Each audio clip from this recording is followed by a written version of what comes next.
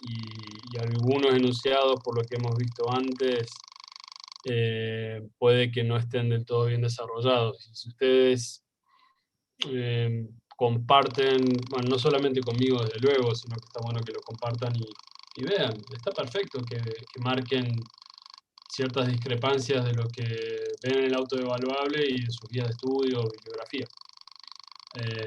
Así que si alguien puede aportar específicamente la pregunta del autoevaluable que relacione presión de fin de sístole, lo podemos charlar también para despejar dudas.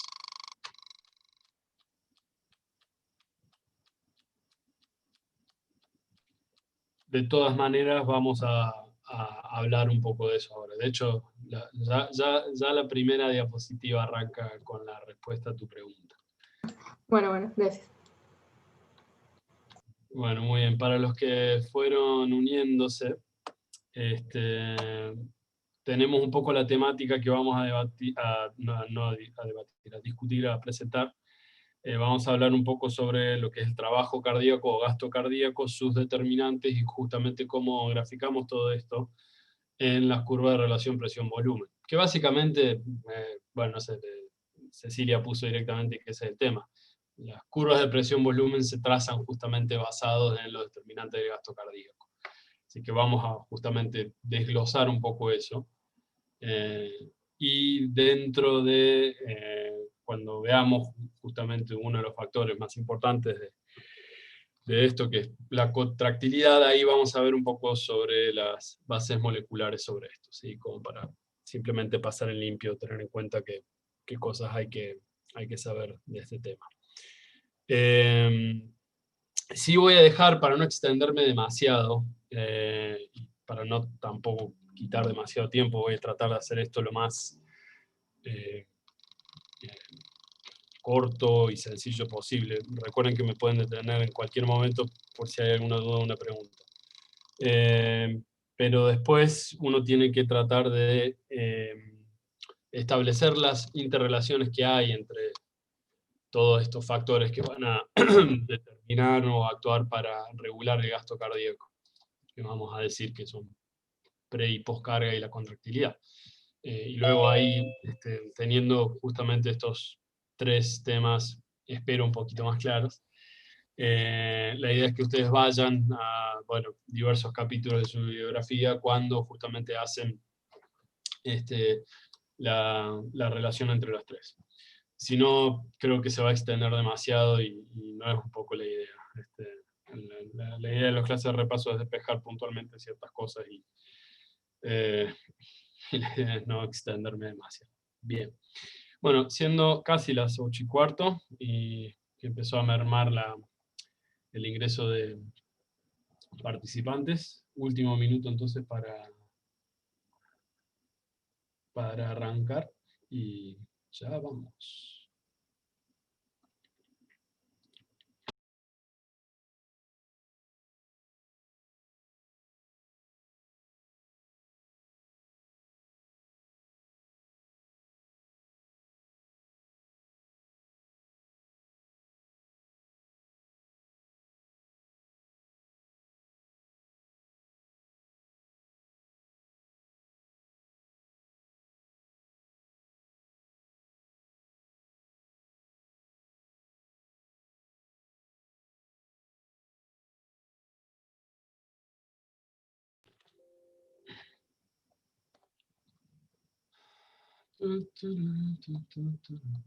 Muy bien.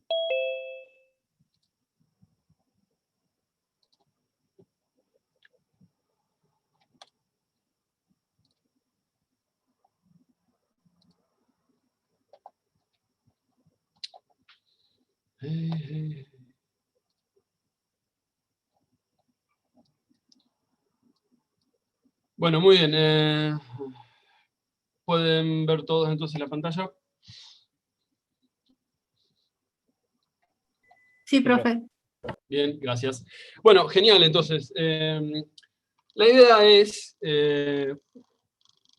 teniendo en cuenta lo que ya habíamos visto sobre las fases del ciclo cardíaco, lo que vamos a contemplar específicamente en este repaso es justamente cómo obtenemos el concepto de gasto cardíaco, que es lo que justamente han visto como el objetivo final durante todas las fases del ciclo cardíaco, básicamente cómo se obtiene ese gasto cardíaco, que básicamente combina los factores que hemos visto durante el ciclo sobre las variaciones de presión y volumen en las cavidades cardíacas, y lo que es el gasto sí representa justamente el tipo de trabajo que se realiza en los ventrículos. De especial atención, y el cual se basa en la mayoría de los primeros estudios de análisis fisiológico, funcionamiento cardíaco, y cómo hoy justamente se toma el concepto de gasto o trabajo cardíaco, va a partir de los valores y de la función más abocada del ventrículo izquierdo. Justamente al ser el ventrículo sistémico, habla en sí sobre la cuestión o lo que es el concepto de gasto cardíaco, que es justamente su función primaria. Que es justamente, voy a detener el video por las dudas que haya alguna interferencia, que es justamente impartir la energía, ¿sí? Para generar y sostener una presión suficiente y de esta manera adecuar o cumplir con la perfusión de los órganos, ¿sí? Y esto se interrelaciona básicamente con el concepto de el volumen minuto necesario para mantener una satisfactoria perfusión distal al corazón. Y al mencionar justamente el volumen minuto, ¿sí? Estamos hablando del volumen eyectado del corazón, lo cual se conoce como justamente el volumen eyectivo, el cual también está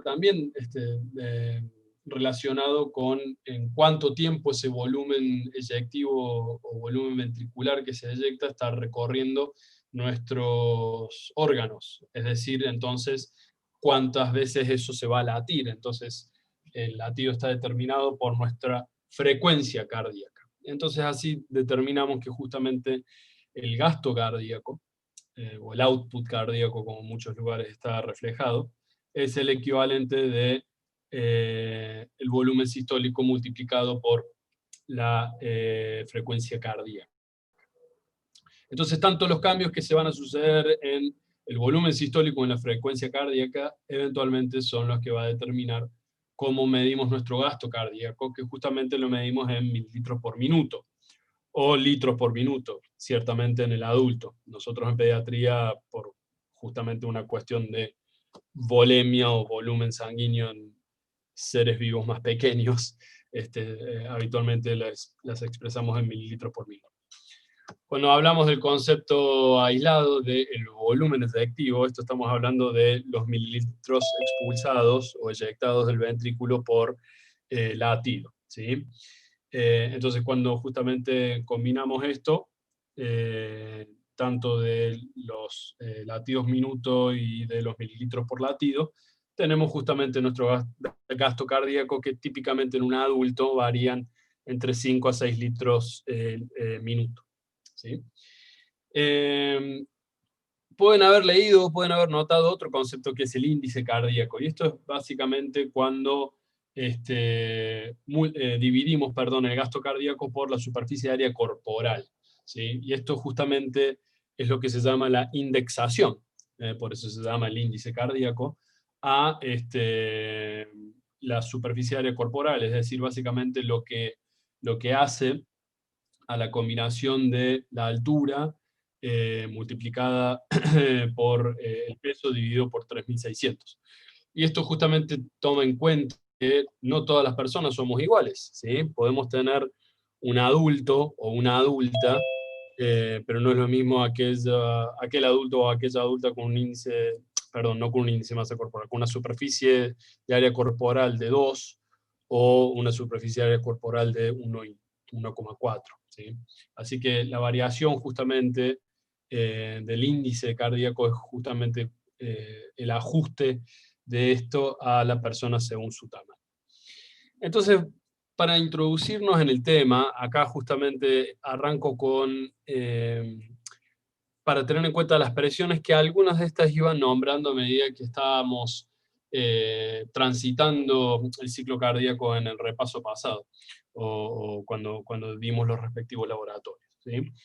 Entonces, recuerden que normalmente en lo que se define con la variación de, de la presión, la variación va a ser muy importante o central entender en los ventrículos y en las arterias principales, o los grandes vasos que salen del corazón. Y esto lo vimos reflejado justamente en el ciclo cardíaco, cuando necesitaba haber un gradiente de presión o una diferencia de presión para que justamente la sangre circule de una cavidad a la otra. La variación justamente de esta va a ser mínima en mis lechos auriculares, bien digo, o atriales, ya que la presión venosa es prácticamente constante, ¿sí? Entonces todo lo que vuelve tanto a la aurícula derecha o izquierda va a tener una mínima variación. Entonces, las presiones habitualmente de la aurícula derecha van en un rango entre 4 a 7, por lo que habitualmente se estima que la presión auricular derecha siempre la ponemos como 5, 4 o 5 es válida, pero 5 suele ser el número mágico que solemos hacer en la práctica, al menos cardiológica. Para tener en cuenta que luego se abre a una presión sistólica del ventrículo derecho, y acá vamos arrancando algunas de las preguntas que ya venían haciendo. ¿Sí? Los números altos, o los números más grandes que van a haber asociados a cada ventrículo, van a ser justamente los valores de sístole. ¿Sí? ¿Por qué los valores de sístole? Porque justamente es en este periodo donde venimos de esa contracción isovolumétrica que básicamente marcaba ese fin de diástole y el comienzo de la sístole. Y ya durante la sístole, cuando abren las válvulas semilunares, ya sea de la arteria pulmonar o de la aorta, correspondientes a la derecha e izquierda, es en este momento en donde justamente estamos hablando de las presiones de eyección, ¿sí? 25 milímetros de mercurio para el ventrículo derecho y 110 a 120 milímetros de mercurio para el ventrículo izquierdo, ¿sí? Venciendo justamente la presión diastólica en este punto de la aorta, que justamente durante la eyección, o cuando tenemos ya la presencia del volumen eyectado en la aorta, o la columna de sangre en nuestra arteria aorta, justamente esta va a ser de 120. Cuando se cierra la válvula aórtica, ¿sí? La presión en reposo, presión diastólica, mejor dicho, no olviden que dije reposo, va a ser justamente de este valor.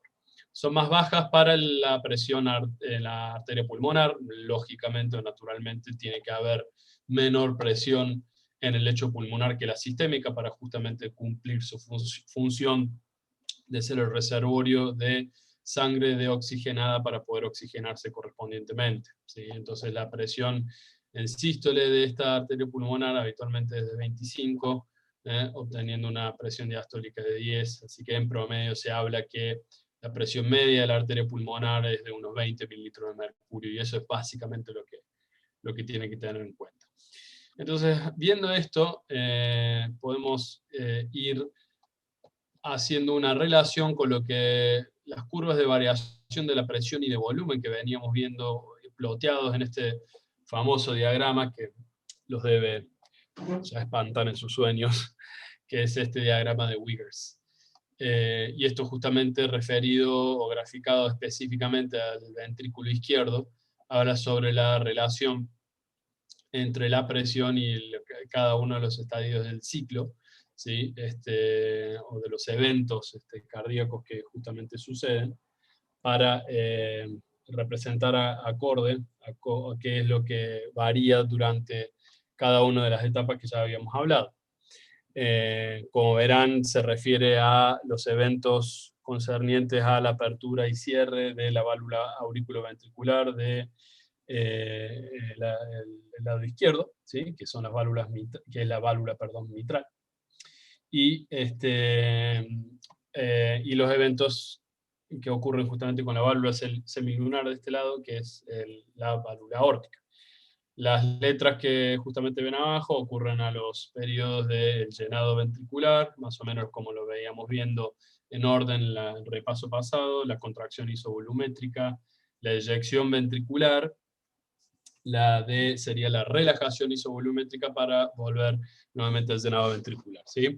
Esto está simplificado entonces en 4 fases, como les había mencionado, como lo pueden encontrar en varios textos, y omitir el desdoblamiento de algunas de estas que llevan a justamente 7 fases, ¿sí?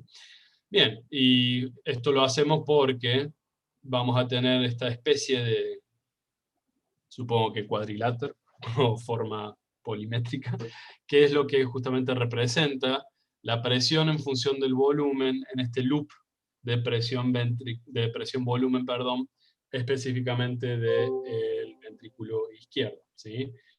Entonces, esto podemos justamente graficar cómo sería el volumen sistólico, que si contemplamos todo esto, todo el área, es todo el trabajo cardíaco durante la sístole. Por eso también muchas veces se lo van a encontrar como trabajo sistólico, o SW, como systolic work en inglés. Entonces esto justamente interpreta de mucho mejor manera, y durante todos los ciclos, ¿sí? Como habíamos graficado en el ciclo cardíaco, cómo puede llegar a ir variando tanto el volumen y la presión dentro de la fase cíclica. Entonces la combinación de los valores de presión y volumen se grafican de mucho mejor manera que de esta manera o lineal en el tiempo, o estableciendo cada una de las fases del ciclo cardíaco, ¿sí? Entonces es importante justamente tener esto en cuenta para los conceptos de medición del gasto cardíaco. ¿Y cómo lo podemos medir? Y muchas veces lo podemos medir a través del principio de Fick, con catéteres, con termodilución. Es muy difícil hacer esta medición en la práctica, ¿eh? Así que habitualmente lo que estimamos para ver estos cambios en tiempo real de flujo dentro del corazón y justamente todo lo que entra y sale, el ecocardiograma es justamente lo que podemos utilizar para hacer la medición.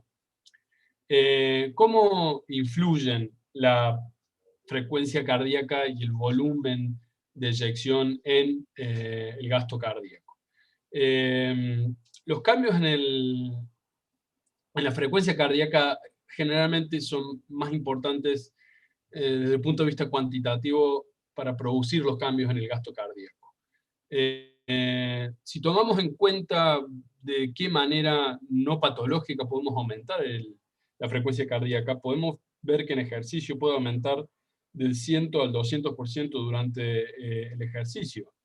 Y el gasto cardíaco en este punto incrementa en menos de un 50%. ¿Sí? Esto quiere decir cuán drástico es el aumento del cambio y cuán variable puede llegar a ser el aumento de la frecuencia cardíaca.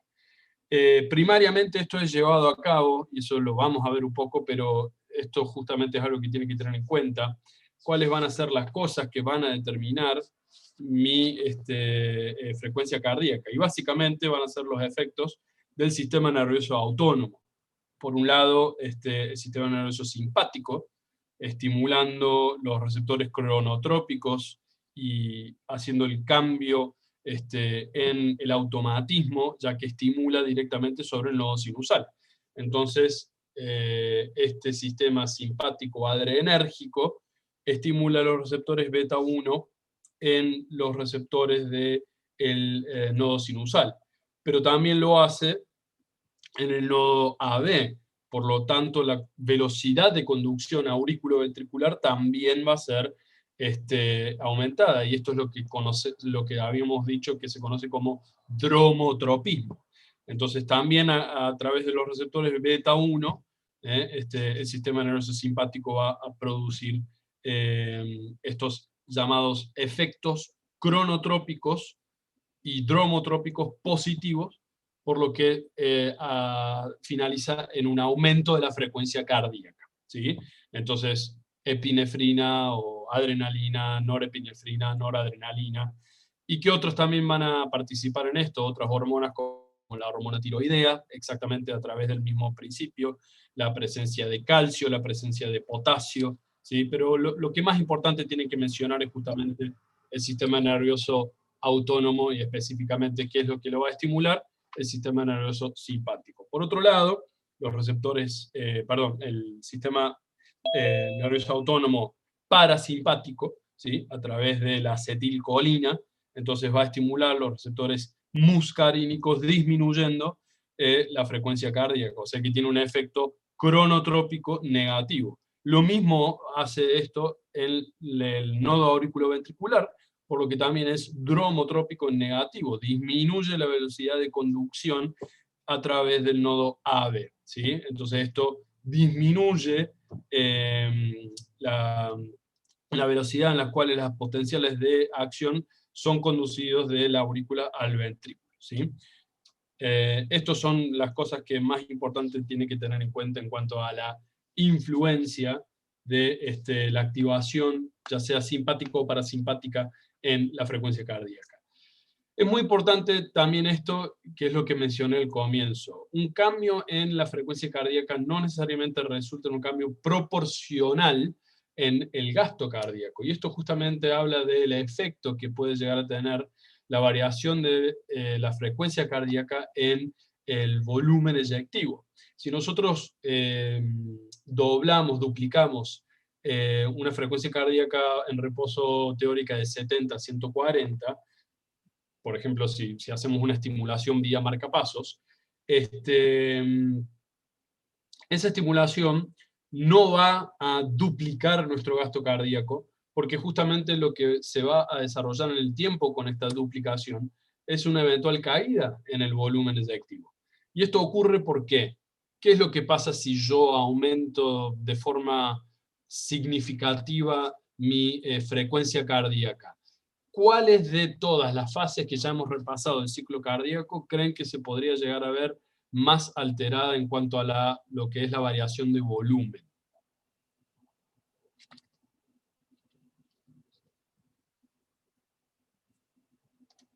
Entonces, si yo aumento mucho la frecuencia cardíaca, ¿qué podría llegar a estar pasando acá en la A, que es el llenado ventricular? ¿Se va a ver afectado?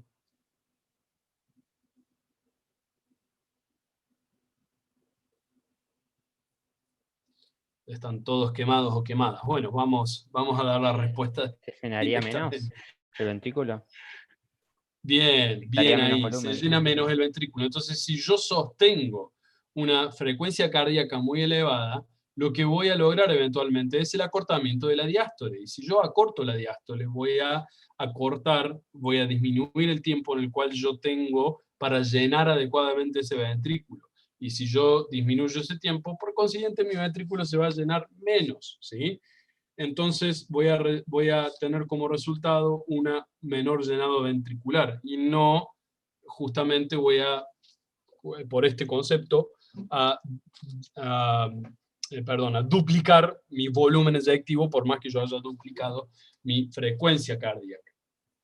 Entonces, tenemos que muchas veces ver qué está sucediendo, si esto se da por mecanismos fisiológicos normales o por una patología. Entonces, no es lo mismo cuando llevamos una frecuencia cardíaca por ejercicio, donde los cambios adaptativos ocurren para que fenómenos como la contracción auricular comience a tener un mayor rol en el llenado ventricular. Como habíamos dicho, la relajación ventricular durante buena parte de la diástole es lo que hace que se llene adecuadamente el ventrículo.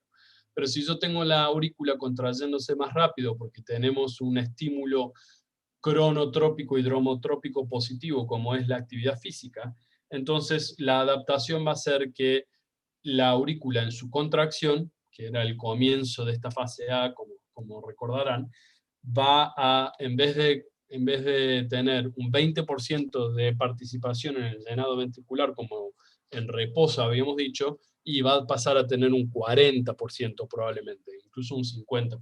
¿Sí? Cuando los mecanismos fallan para justamente mantener un volumen sistólico, un volumen eyectivo a frecuencias cardíacas elevadas, justamente acá es cuando no se puede mantener y tenemos por consiguiente ya una situación patológica. Una taquiarritmia, por ejemplo, ¿sí? Es decir, cuando hay mecanismos patológicos haciendo que el corazón lata a una frecuencia muy elevada de manera sostenida, eventualmente va a producir un fallo, ¿sí? Por no poder mantener un volumen sistólico adecuado. Entonces vamos a empezar justamente a hablar de todos estos determinantes que van a hacer en cómo vamos a mantener un volumen eyectivo o un volumen sistólico, ¿sí? Quería entonces comenzar de hablar del concepto de precarga, que en la definición que la van a encontrar en la mayoría de la bibliografía, la precarga justamente la suelen dar a través de el concepto de estiramiento muscular, es decir, el estiramiento inicial o en el momento inicial en el miocito cardíaco antes de la contracción, o la longitud sarcomérica en el punto de fin de diástole, ¿sí? Entonces acá vamos a empezar a desglosar de a poco esos conceptos para que se entienda mejor, ya que muchas veces también van a encontrar que, pero el profe siempre habló de precarga como el retorno venoso. Bueno, vamos a llegar a eso y por qué estamos hablando de una cosa y la otra en cuanto a la posición sarcomérico muscular y de qué es lo que es relacionado del retorno venoso con la precarga. Pero vamos un poco a hablar sobre esta fisiología pura o física o muscular, como para entender cómo están relacionados unos conceptos con el otro. Entonces, como no podemos determinar la longitud sarcomérica en el corazón intacto, ¿sí? Los índices indirectos de la precarga, utilizamos entonces los conceptos de fin de diástole ventricular, ya sea el volumen o la presión. Y el volumen de fin de diástole ventricular es justamente lo que aporta al llenado ventricular. Entonces vamos para atrás, vamos viendo esto como rebobinando. Entonces si partimos de cuánto es el volumen que terminó de llenar mi ventrículo, ¿de dónde viene ese volumen? Del retorno venoso. Y eso es porque denominamos justamente o ecualizamos, si queremos, el concepto de precarga con el del retorno venoso. ¿Sí? Porque justamente la longitud sarcomérica tiene sentido en estas experimentaciones hechas hace décadas atrás, donde podían individualizar una fibra muscular de algún animalito que disecaban, y a raíz de eso es de donde salen justamente todos los modelos experimentales, dando lugar a estos conceptos de gasto cardíaco, ¿sí? Entonces, estas medidas de precarga, si bien no son ideales, hablando sobre el volumen o la presión de fin de diástole, no siempre van a reflejar la longitud sarcomérica, porque también hay cambios en la estructura y en las propiedades mecánicas del corazón.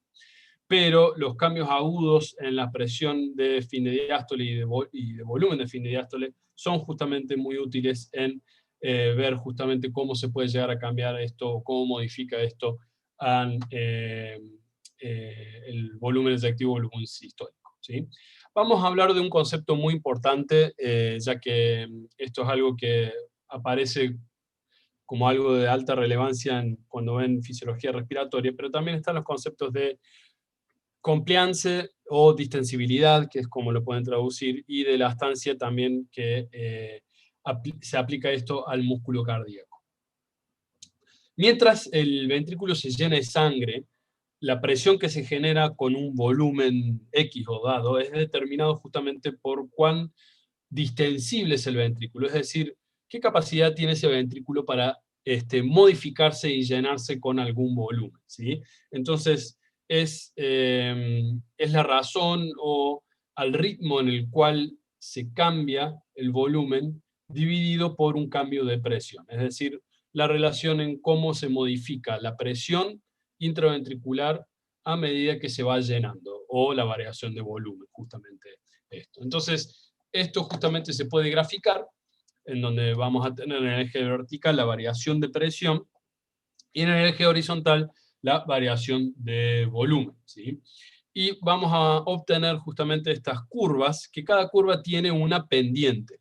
Y es acá, en la pendiente de la curva, donde vamos a ver graficados cómo se puede llegar a variar el concepto de compliance o distensibilidad para acomodar justamente cierto número, cierto número de volumen hacia una presión determinada. Y lo vamos a poner con dos ejemplos patológicos bien claros para que se entienda mejor este concepto.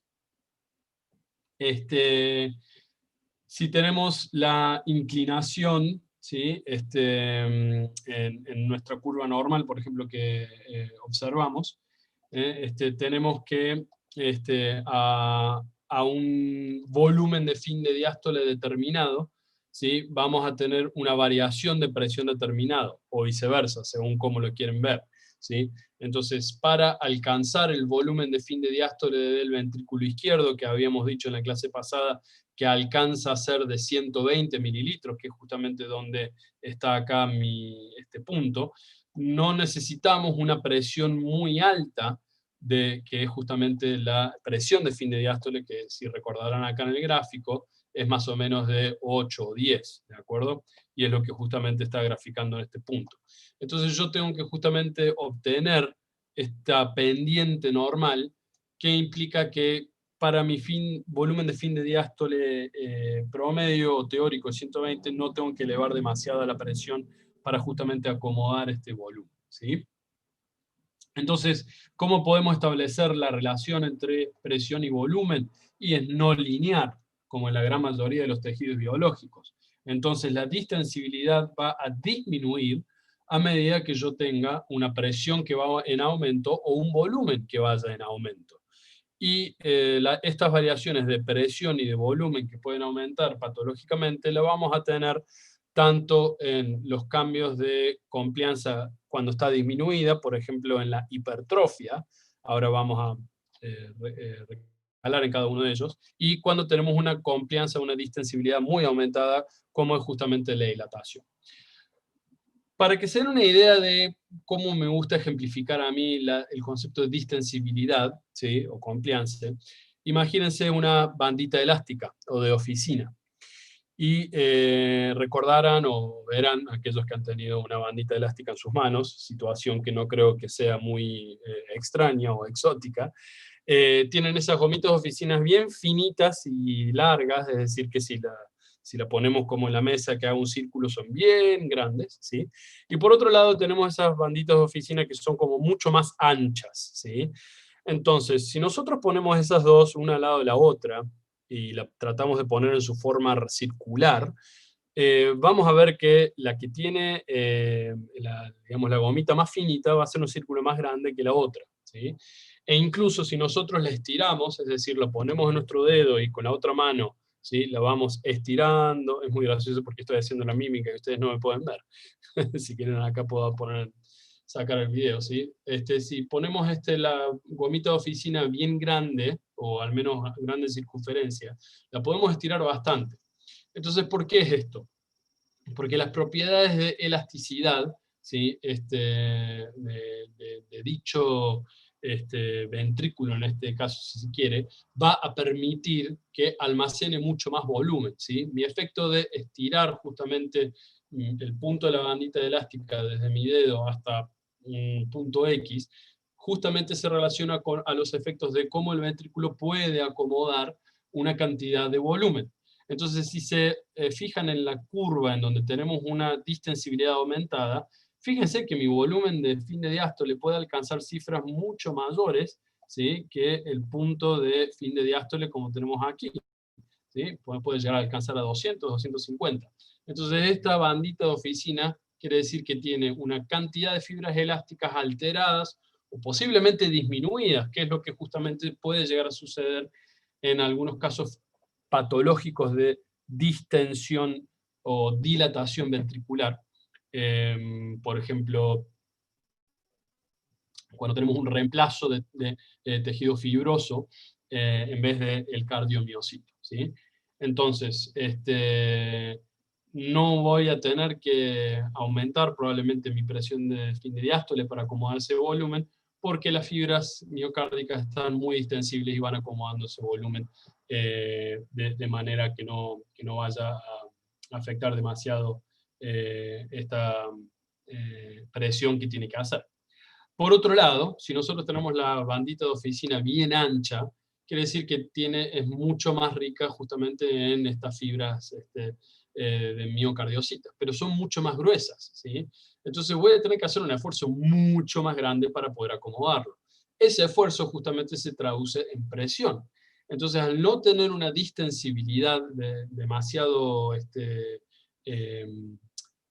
fácil justamente para acomodar o para llegar a acomodar un volumen de fin de diástole teórico, yo tengo que hacer mucha fuerza para justamente acomodar eso. Entonces ven cómo en este punto la presión de fin de diástole se eleva para acomodar una presión teórica de fin de diástole que vamos a tener que acomodar sí o sí para llegar a ese volumen sistólico teórico. Entonces, mi presión de fin de diástole no va a ser de 8, va a estar más cercano a 15, ¿sí? Y 15 o 20 como presión de fin de diástole es muy alto para un ventrículo izquierdo, ¿sí? Situación a la cual no quieren llegar porque básicamente habla de fallo diastólico del ventrículo izquierdo. Pero esto lo tiene que hacer sí o sí porque tengo tanta fibra muscular que tengo que vencer y tratar de que se alargue más las longitudes sarcoméricas de esas fibras para que yo pueda justamente acomodar mi volumen de fin de diástole teórico, que se tiene que acomodar al concepto de de volumen sistólico o volumen eyectivo, ¿sí? Bien, eso entonces es analizando la curva de compliance para que puedan entender que es lo que justamente hace al concepto de precarga o todo lo que anticipa a un llenado ventricular, ¿sí? O sea, los conceptos de cómo se combinan la presión de fin de diástole y el volumen de fin de diástole, y cómo esto a su vez está relacionado con la longitud sarcomérica de las fibras musculares del miocardiocito. Entonces, la longitud de esto antes de la contracción, que justamente representa esta precarga, depende justamente del volumen de fin de diástole, que esta a su vez depende de la presión de fin de diástole y de la distensibilidad o de la compliance. Entonces estos son los puntos claves a tener en cuenta cuando hablamos sobre la precarga. El otro concepto que tenemos que tener en cuenta para la precarga es justamente la relación de tensión y longitud, ¿sí? Que esto justamente examina cómo los cambios en la longitud inicial en un músculo, que vendría a ser la precarga, cómo va a afectar la habilidad de un músculo para desarrollar una fuerza o una tensión, en este caso, ¿sí? Entonces lo que muchas veces se grafica es como un pedazo de músculo cardíaco. Por ejemplo, un músculo papilar lo podemos aislar, ¿sí? Y podemos ver justamente en un baño de solución fisiológica y con oxígeno, y podemos poner justamente una pesa para ver cómo el estímulo y cómo la acortación, el acortamiento, perdón, se va a llevar a cabo, ¿de acuerdo? Lo que justamente quiero graficar, para no entrar en todas estas cifras de la longitud sarcomérica de 2.2 micras y todo eso, es justamente cómo podemos traducir esto, ¿sí? Sustituyendo los conceptos de longitud, ¿sí? Y de fuerza. Entonces esto justamente se sustituye, vamos a poner volumen ventricular como lo que hace a la longitud, lo que justamente explicaba recién con la gomita elástica. Mientras más larga hago la bandita elástica, más está queriendo representar la cantidad de volumen que va a entrar a mi ventrículo, ¿sí? La presión ventricular, en cambio, va a ser la tensión, es decir, la fuerza resultante que va a surgir por la modificación del largo, o justamente los cambios de presión que se van a producir por el volumen que va a entrar a mi ventrículo, ¿sí? Entonces, esto grafica, como pueden ver en la pantalla, una relación cuantitativa que existe entre tensión y presión y longitud y volumen. Que siempre hay que tener en cuenta que esto estamos hablando en el ventrículo izquierdo, que prácticamente es un redondo, ¿sí? Es una figura geométrica perfecta, entre comillas, que justamente puede llegar a hablar sobre esto. Lo que quiere analizar este gráfico es que a medida que aumenta el volumen de fin de diástole ventricular, se desarrolla un aumento en la presión ventricular isovolumétrica que justamente ocurre durante la contracción, que es análogo a lo que puede llegar a observarse en la fibrita muscular cardíaca que aislamos, ¿sí? Entonces, si yo agarro el ventrículo izquierdo y tapo la aorta durante la contracción ventricular con distintos volúmenes ventriculares, voy midiendo entonces los distintos picos de presión sistólica que se generan en esta conducción isovolumétrica, ¿sí? Entonces vamos a tener esta curva de presión o curva de presión de pico sistólico que se llama. Esto es análoga a la curva de presión que vamos a ver acá, ¿sí? Que es la relación de presión y volumen de fin de sístole. Entonces, esto es básicamente la presión máxima que puede ser generado por un ventrículo a un volumen ventricular generado. Y esta curva, que es la compliance o la distensibilidad del miocardiocito, es justamente la relación de presión ventricular de fin de diástole, ¿sí? Entonces, básicamente lo que habla de esto es mi corazón, qué capacidad tiene para hacer sus fibras cardíacas de manera distensible, o la compliance, ¿sí? Y esto es justamente la capacidad, ¿sí?, de acomodar mi presión de pico sistólico según el volumen que yo ya tengo en mi ventrículo, ¿sí? Es decir, cómo mi corazón va a ser capaz de responder a la cantidad de volumen. Y esto, muchas veces esta curva la ponen como el principio de elastanza, o elastancia, creo que la traducen, pero elastance sería el concepto en inglés, que prácticamente se contrapone la capacidad de la distensibilidad. Entonces, básicamente la distensibilidad es cuánto el corazón puede llegar a modificar su longitud de fibra sarcomérica para acomodar el volumen, y la elastancia es todo lo contrario, cuánto es esa vuelta, ¿sí? Y recuerden que, y les voy a mostrar acá, me gustaría tener una bandita elástica, pero no encuentro. Pero básicamente la elastancia sería, si yo estiro mi bandita elástica, ¿qué es lo que va a pasar al final cuando yo suelto eso? Básicamente es la velocidad en la cual va a volver mi bandita elástica y qué impacto va a tener en mi dedo, si me va a doler o no. Entonces, volviendo al ejemplo de un corazón sumamente distensible, si yo estiro, ¿sí?, esas gomitas ya viejas, bien finitas, bien largas, ¿sí?, que ya no está apretando nada, si yo estiro y suelto, muy probablemente hace como ese bla, bla, bla, esa gomita va a volver y probablemente no impacte en mi dedo demasiado, ¿sí? Entonces eso quiere decir que mi elastancia también va a disminuir. Mayor distensibilidad, esa curva de relación, o lo que es la resultante, esa relación de presión-volumen de fin de sístole, también se va a aplanar, haciendo que esa vuelta va a ser muy disminuida. Y básicamente nos está hablando de los efectos del trabajo en cuanto a la contracción cardíaca, si yo tengo un corazón muy distensible o muy dilatado. Entonces, el corazón dilatado, ¿vuelve rápido para la contracción o vuelve muy lento? Va a volver muy lento, ¿sí?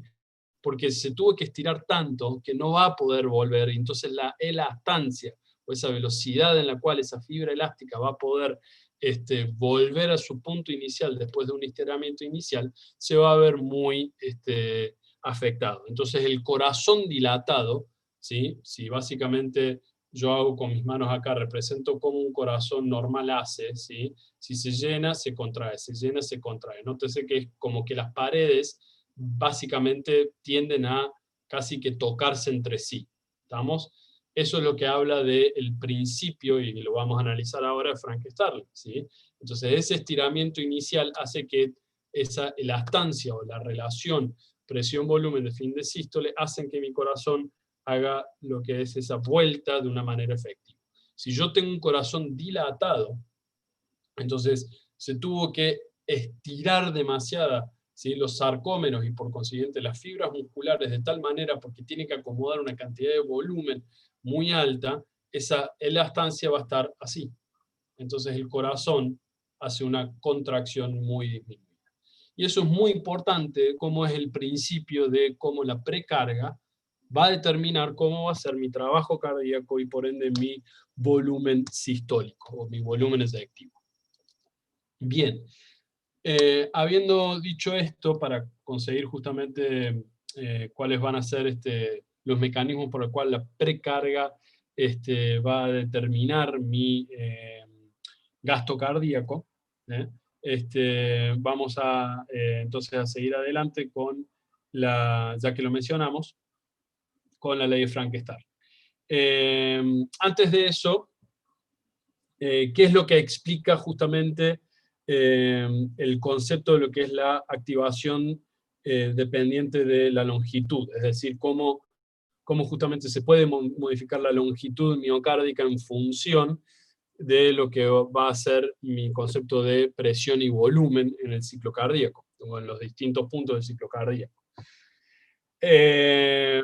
Los estudios que se conocen están todos relacionados a cómo, o cuál es el efecto, mejor dicho, de la longitud sarcomérica y cómo esto sensibiliza a la troponina C para regular el calcio sin que se tenga que modificar la cantidad de calcio intracelular, ¿sí?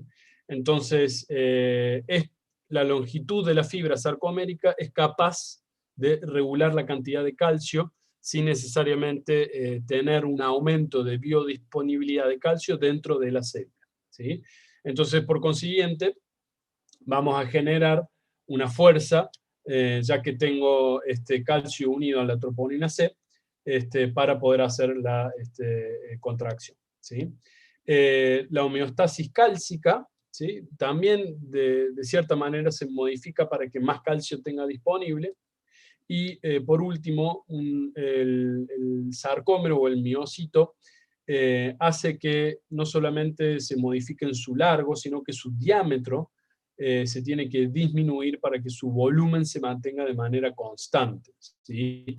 Y esto es lo que hace que las fibras de actina y miosina estén juntas todo el tiempo. Y ya saben que el cuplaje de la actina y miosina es básicamente la base molecular de la contracción muscular. Entonces ahora vamos a hablar un poco, vamos a volver acá, de lo que es el mecanismo de Frank-Starling. Entonces ya estuvimos viendo que si tenemos una precarga alterada, y lo vimos más que nada en el ejemplo del corazón dilatado, es decir, cuando la fibra se estira ya patológicamente a un extremo porque está acomodando una mayor cantidad de volumen, entonces eso afecta a la fuerza de contracción y por lo tanto vimos que afecta a nuestro volumen efectivo o volumen sistólico.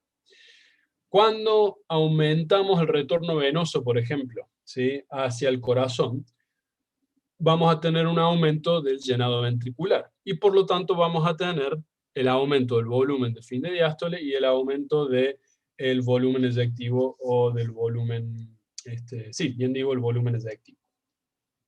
Entonces, este estiramiento del miocardiocito va a causar un aumento en la generación de la fuerza, ¿sí?, por lo que hace que el corazón posibilite la eyección de ese retorno venoso que se agregó o que vino de más, y por lo tanto se aumenta el volumen sistólico.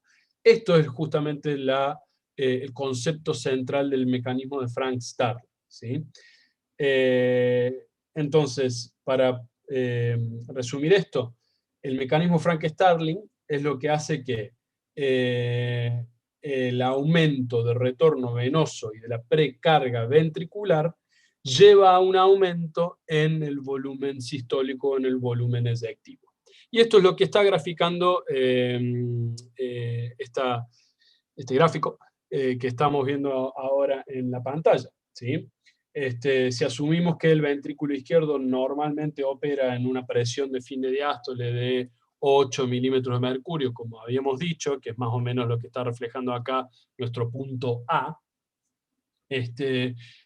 tenemos por consiguiente un volumen sistólico, ¿sí?, de 70 mililitros, que recuerden que es la diferencia, ¿sí?, en ese volumen de fin de diástole y lo eyectivo. Entonces lo que más o menos queda en el corazón son unos 50 mililitros y lo que se eyecta son unos 70 mililitros, ¿sí? Si el retorno venoso al corazón aumenta, que es lo que hace que pase del punto A al punto B, ¿sí?, aumenta el volumen, aumenta la presión, también aumenta el volumen de fin de diástole, y esto lleva a que mi volumen eyectivo aumente, ¿sí? Entonces vemos que la presión de fin de diástole aumenta hacia unos 12 o 13, como mucho, milímetros de mercurio, y nuestro volumen eyectivo probablemente se acerca a unos 90 mililitros, ¿de acuerdo? Conversamente, si tenemos disminución en el retorno venoso, es decir, pasamos del punto A al punto C, la presión de fin de diástole en el ventrículo izquierdo va a estar más cerca de 6, con un volumen eyectivo entre 40 y 50 mililitros. Esto es muy importante porque el mecanismo Frank-Starling juega o tiene un mecanismo muy importante en balancear o en equilibrar la eyección de ambos ventrículos, ¿sí? Porque recuerden, como vimos en el corazón al comienzo, no están para nada similares la cantidad de volumen que maneja el ventrículo derecho o las presiones si comparamos el ventrículo izquierdo con el derecho. Entonces, esto lo podemos ejemplificar de esta manera. Si el volumen de nuestro retorno venoso aumenta al lado derecho del corazón, entonces acá vamos a estar hablando del retorno venoso sistémico, esto va a llevar que el mecanismo de Frank-Starling haga que el volumen sistólico del ventrículo derecho aumente. Entonces esto va a hacer que la eyección iguale el retorno venoso que aumentó. Ahora, si mi ventrículo derecho eyecta más volumen, ese volumen va a ir hacia los pulmones. Y el volumen pulmonar eventualmente va a regresar al corazón izquierdo a través de las venas pulmonares que drenan en la aurícula izquierda, ¿sí? Entonces, acá el mecanismo de Frank-Starling va a también dar pie o dar cuenta para aumentar, ¿sí?, la eyección o el output del ventrículo izquierdo, ¿sí? Entonces, en una fase fisiológica como el ejercicio, es lo que justamente acabamos de escribir. Más retorno venoso vamos a tener, mayor volumen en el ventrículo derecho vamos a tener, mayor volumen yendo de los pulmones hacia el ventrículo izquierdo eventualmente, entonces también mi volumen del ventrículo izquierdo va a aumentar, ¿sí? Si esto no sucediera de esta manera y solamente afecta solamente un lado del corazón, vamos a tener un ventrículo derecho enorme y un ventrículo izquierdo trabajando a un volumen que no respalda. Entonces tendríamos una intolerancia al ejercicio, ya que al no poder variar mi volumen eyectivo aumentando la frecuencia cardíaca, que es lo que normalmente sucede en el ejercicio, y sin la ley de Frank-Starling, no vamos a poder tener un corazón apto para modificarse o adaptarse a estos cambios, ¿sí? Entonces, ¿qué es lo que tenemos como resultante? La combinación de tanto lo que sucede con el volumen y la presión. Por lo que tenemos justamente la curva de volumen, la curva de volumen-presión, adaptado a los cambios que acabamos de decir, que es lo que sucede en la precarga, ¿sí? Entonces, estas curvas, si bien no muestran específicamente cómo los cambios en el retorno venoso afectan los volúmenes de fin de sístole y fin de diástole, estos cambios en los volúmenes ventriculares están bien ilustrados en estos diagramas de presión y volumen. Entonces vamos a comenzar con el ejemplo que habíamos dicho, ¿sí? Supongamos entonces que vamos a tomar como referencia, para que se acuerden, qué es lo que grafica cada uno, ¿sí? Normalmente el punto de comienzo para describir o para comenzar a dibujar, o por ejemplo si se les pide en un final dibujar un diagrama de presión y volumen, siempre tenemos que comenzar aquí, ¿sí? En lo que es básicamente el punto del llenado ventricular, que habíamos dicho que es la letra A. Entonces tenemos que comenzar desde este punto, o del volumen de fin de sístole, ¿sí? Y dibujarlo de esta manera, en sentido antihorario. Porque básicamente esto refleja las variaciones tanto de presión y volumen, como si estuviéramos haciendo el trazado del ciclo cardíaco, como ya habíamos visto en las clases pasadas, ¿sí?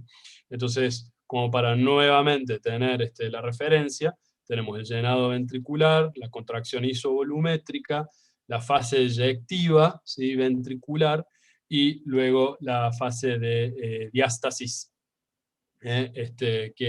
o si se quiere la relajación isovolumétrica que antecede a lo que es la finalización del llenado ventricular.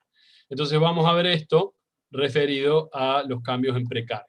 Entonces habíamos dicho que a los fines prácticos, o a los fines de análisis, digamos, en lo que sucede en una persona y no en un miocardiocito aislado en un medio de cultivo, habíamos dicho que la modificación entonces va a ser cuando tenemos un aumento en el retorno venoso. Si tenemos un aumento en el retorno venoso, entonces la variación en el llenado ventricular justamente va a aumentar. ¿Por qué? Porque tenemos que aumentar mi volumen de fin de diástole, ¿sí? Entonces, si el ventrículo ahora tiene que contraer con esta precarga aumentada, y al mismo tiempo la presión aórtica se mantiene de manera constante, y digo presión aórtica porque justamente estamos hablando del ventrículo izquierdo, y hablo de esto porque no vamos a tener una modificación en la poscarga, perdón. El ventrículo entonces va a vaciar al mismo volumen de fin de sístole.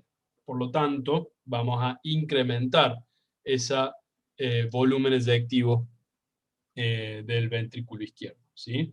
Entonces esto habitualmente se grafica como el ancho de este loop o de este diagrama de presión-volumen se va a modificar. Entonces esto es lo que tienen que hacer cuando se les pida dibujar o seleccionar de estas curvas, cómo se modifica cuando se modifica en el aumento de la precarga, ¿sí? Vamos de nuevo, entonces, se modifica la cantidad de volumen que sucede durante el llenado ventricular porque se modifica el retorno venoso en cuanto a su aumento, ¿sí? El área, ¿sí?, que queda acá en el medio está graficando que mi volumen sistólico, mi volumen eyectivo también va a aumentar, por lo tanto el trabajo cardíaco también va a aumentar. ¿Qué otras cosas también cambiaron? La pendiente, ¿sí?, de distensibilidad se hizo un poquito más inclinada, ¿sí? Y por lo tanto también vamos a tener una muy leve resultante, o prácticamente no se modifica, la relación de presión-volumen de fin de sístole, porque no hubo gran modificación en la presión. Si esto lo mantenemos constantemente y vamos a tener una muy alta distensibilidad, ahí sí se va a comenzar a afectar, ¿sí? Entonces, por eso las curvas habitualmente se hacen una y sobre otra en función del tiempo también, ¿sí? Pero acá vamos a mantenernos entonces estrictamente en la relación de los mililitros con los milímetros de mercurio de presión. ¿De acuerdo? Entonces, el Profe, ventrículo... Sí. ¿le puedo hacer una pregunta? Sí, adelante. Es mía tonta, pero es como que me confunde un poco esto de precarga. Y quisiera Sí. saber, por ejemplo, usted dijo que por ahí en el caso de dilatación ocurre esto que hay un aumento de la precarga. ¿Puede Uh-huh. ser? Sí, Y, sí. Hay que ver, a ver, hay que ver en realidad por qué. No como el principio fisiopatogénico, pero si vamos a tener un ventrículo de mayor tamaño, eso inevitablemente cubre que el volumen va a tener que cubrir también ese aumento de tamaño ventricular. Pero sí, es la idea. nuestra precarga va a estar aumentada, exacto, porque nuestro volumen de fin de diástole va a estar aumentado. Bien, ¿y cuál podría ser un ejemplo fisiológico en el que está aumentada la precarga? En ejercicio, por ejemplo, porque tiene que aumentar mi gasto cardíaco cuando yo tengo que cubrir la demanda metabólica que estamos en tendencia a función. O cualquier estadio en el cual, por ejemplo, mi corazón podría llegar a estar latiendo rápido. Y esto sobre todo en estados catabólicos, ¿sí? Por ejemplo, la fiebre, en donde justamente el organismo detecta cierto riesgo de falta de adecuada oxigenación tisular. Entonces, la serie de mecanismos que se ponen en marcha, al menos desde el punto de vista cardiovascular, es justamente un aumento mayor del trabajo cardíaco, ¿sí? Así que el ejercicio ciertamente es un elemento que va a determinar esto, por ejemplo. Pero bueno, sostenida en el tiempo, ¿sí? Vamos a tener justamente el ejemplo que pusimos al comienzo cuando estaba hablando de los efectos de la frecuencia cardíaca sobre el volumen efectivo. Como si se sostiene, el volumen efectivo va a ir disminuyendo. Si se disminuye es porque también el tiempo de mi llenado ventricular va a disminuir, por lo que va a disminuir mi volumen de fin de diástole, por lo que también disminuye mi retorno venoso. Así que en lo que es el contexto fisiológico de ejercicio, acá va a aumentar, porque los mecanismos que hacen que mi gasto cardíaco hace que aumente tanto la frecuencia cardíaca como el volumen efectivo, es eficaz en este contexto, ¿sí? Si eso se mantiene de manera patológica, entonces ahí ya cambia justamente este concepto. Entonces el ventrículo normal, justamente, que es una muy buena pregunta, no es para nada tonta, justamente lo que ha hecho refleja que en el ventrículo normal, este ventrículo es capaz de aumentar su volumen sistólico o volumen efectivo para emparejarse al momento en que tenemos un retorno venoso aumentado. Y el incremento, justamente, esto se grafica en el área, dentro de esta loop o curva de presión-volumen, el cual representa el trabajo ventricular en la eyección, que es justamente lo que también se aumenta. Se aumenta para acomodar la variación de mi ventrículo, que está aumentando una mayor cantidad de sangre, de volumen en este caso. ¿Se entiende? Buenísimo. Sí, profe, Bien. Gracias, quedó claro. Bárbaro. ¿Qué factores entonces van a Profe. determinar? Profe, una Sí, pregunta. sí, de a uno. Vos, Sofi, primero.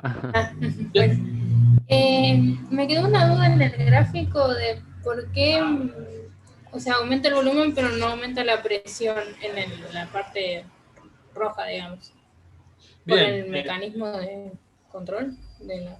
Bueno, exactamente. Es justamente lo que puedo llegar a acomodar gracias a la curva o el mecanismo de Frank-Starling, ¿sí? Entonces, lo que lleva a un aumento en el volumen de fin de diástole, ¿sí? Es justamente lo que sucede cuando aumenta la precarga, ¿sí? Si el ventrículo tiene que contraer con esta precarga aumentada y tenemos la presión aórtica de manera constante, el ventrículo siempre va a eyectar o vaciar al mismo volumen de fin de sístole, ¿estamos? Modificando prácticamente en nada la presión en este punto. Si vos comparás, ¿sí?, con la curva, la variación de presión en este punto es muy baja, porque básicamente el mecanismo Frank-Starling está manteniendo este concepto del que yo decía que si el ventrículo acomoda tal cantidad de volumen dentro de un parámetro fisiológico, y esto básicamente habla sobre cuán distensible mi sarcómero puede ser, lo que se llama recoil o capacidad de lactancia, o lo que justamente la presión que genera, básicamente no se va a ver modificada. Ahora, si yo mantengo esto en el tiempo, ya sea por una condición que afecta más que nada al miocardiocito, el mecanismo que va a tener que necesitar el corazón eventualmente es aumentar la presión de fin de diástole para acomodar y eyectar un volumen sistólico eficaz, y de esa manera mantener la oxigenación tisular. Perdón. Entonces, ¿qué es lo que yo voy a encontrar en los inicios de una miocardiopatía dilatada? Que esta es justamente la enfermedad con la que se conoce cuando tengo un corazón dilatado. Voy a tener inicialmente un volumen sistólico adecuado, pero mantenido a una presión de fin de diástole muy alta, que conlleva un muy alto costo. Porque ahí estamos hablando de estrés parietal, y ese es el concepto de postcarga que vamos a pasar a analizar ahora. Entonces, mientras más estrés parietal voy a tener, mayor o más tendencia hacia la disfunción del miocardiocito voy a tener.